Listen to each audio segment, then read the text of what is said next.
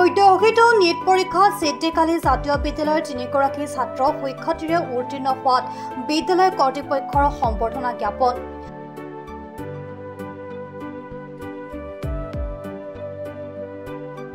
সদ্যঘোষিত NEET পৰীক্ষাত ছিদ্দিকালী জাতীয় বিদ্যালয়ৰ 3গৰাকী ছাত্ৰ শিক্ষাৰ্থীৰে উত্তীৰ্ণ হোৱাত বিদ্যালয় কৰ্তৃপক্ষ উৎফুল্লিত হৈ পৰে।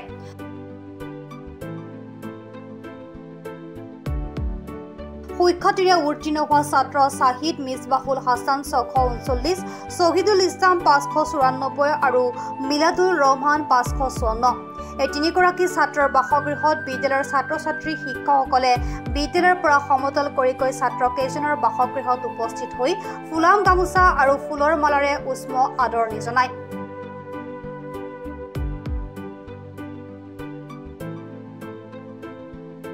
ইয়াৰ পিছত বেণ্ড পাৰ্টিৰ সংগীতেৰে ৰাজপথেৰে সমতল কৰি বিদ্যালয় চৌহদলৈ লৈ অনা হয়।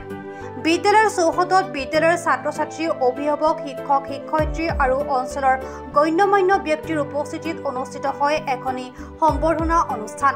অৱসৰপ্ৰাপ্ত বিষয় শিক্ষক আলহাজ চাহাদ আলীৰ পুৰোহিতত অনুষ্ঠিত হোৱা সম্বৰ্ধনা অনুষ্ঠানটিৰ বিভিন্ন কাৰ্যসূচীৰ আঁত ধৰে ছিদ্দিকালী জাতীয় বিদ্যালয়ৰ অধ্যক্ষ বলেন চন্দ্ৰ মেধিয়ে।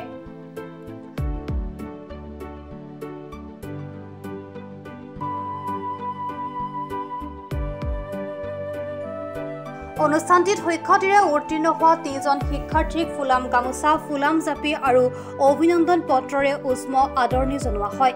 আজিৰ অনুষ্ঠানত অতিথি হিচাপে অৱসৰপ্ৰাপ্ত শিক্ষক আলহাজ বাহাৰুল ইছলাম, অৱসৰপ্ৰাপ্ত শিক্ষক আব্দুৰ ৰহিম, CRCC আতাউৰ ৰহমান, মনোজ কলিতা, দিগন্ত শৰ্মা, শিক্ষক মুকাদ্দেছ আলী, প্ৰাক্তন কাউন্সিলৰ তৈয়বুৰ ৰহমান, আতাউৰ ৰহমান, লুৎফৰ ৰহমান, চৰ আঞ্চলিক বাপুজী ME স্কুলৰ প্ৰধান শিক্ষক Ataur Rahman, mount Everest English স্কুলৰ সচিব ফৰহাদ আলী, সমাজসেৱক লুৎফৰ ৰহমান, সচিব আবু তালেবকে ধৰি কেইবাগৰাকী বিশিষ্ট লোক উপস্থিত থাকে।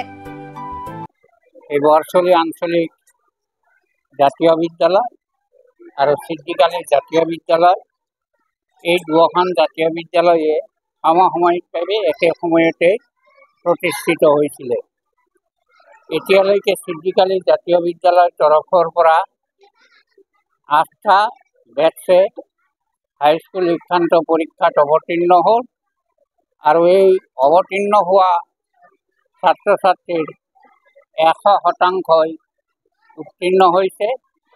এইটো ছিদ্দিকালী জাতীয় বিদ্যালয়ৰ বাবে এটা গৌৰৱৰ কথা আৰু তেওঁলোকৰ মাজৰে কাষ্টিত কেতিয়াবা এজন বা দুজনে তৃতীয় বিভাগত উত্তীৰ্ণ হৈছে। বাকী ডিষ্টিংশ্যন, ষ্টাৰ, প্ৰথম বিভাগ আৰু দ্বিতীয় বিভাগতে গোটেই ছাত্ৰ-ছাত্ৰী আজিলৈকে উত্তীৰ্ণ হৈ আছে। পঞ্চায়ততে শাহিদ মিছবাহুল হাছান আমাৰ ছিদ্দিকালী জাতীয় বিদ্যালয়ৰ প্ৰাক্তন ছাত্ৰ, তেওঁ 639, শহীদুল ইছলাম তেওঁ 591 আৰু আমাৰ মিলাদুৰ ৰহমান 554 পাই তেওঁলোকে নীট ক্ৰেক কৰিলে। এইখিনিত আৰু এটা কথা উল্লেখ কৰিব লাগিব, শাহিদ মিছবাহুল হাছানে তেওঁ যদিও নীট পাইছে, তেওঁ কিন্তু ইতিমধ্যে তেওঁ মানে কি কোৱালিফাইড হৈছিল আপোনাৰ NITৰ কাৰণে।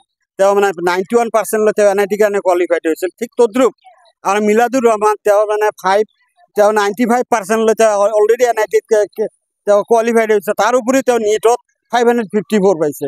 তেওঁ হয়তো অলপ দুখিত হৈছে, তেওঁ মানে নাম্বাৰটো কম পাইছে। মই তেওঁলোকক এই চেগতে তেওঁলোকক ধন্যবাদ জনাইছোঁ, তেওঁলোকৰ মানে অভিনন্দন জনাইছোঁ, তেওঁলোকৰ কৃতজ্ঞতা মই বৰ গৰ্বিত অনুভৱ কৰিছোঁ ছিদ্দিকালী জাতীয় বিদ্যালয়ৰ তৰফৰ পৰা।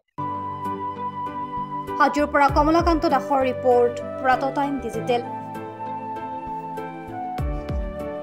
শদিয়াৰ পৰা ধুবুৰীলৈ, বৰাকৰ পৰা ব্ৰহ্মপুত্ৰলৈ সকলোৰে মাজত চিনাকি এটা নাম প্ৰাতঃ টাইম। থলুৱা ভাষা, কৃষ্টি আৰু সত্য বাতৰিৰ আধাৰত প্ৰতিষ্ঠিত খবৰ প্ৰাতঃ টাইমৰ প্ৰতিটো বা বাতৰি পুংখানুপুংখভাৱে চাবলৈ Facebook, YouTube, website, Twitter, Instagram আৰু ব্লগাৰ পেজত লাইক আৰু ফ'ল' কৰক।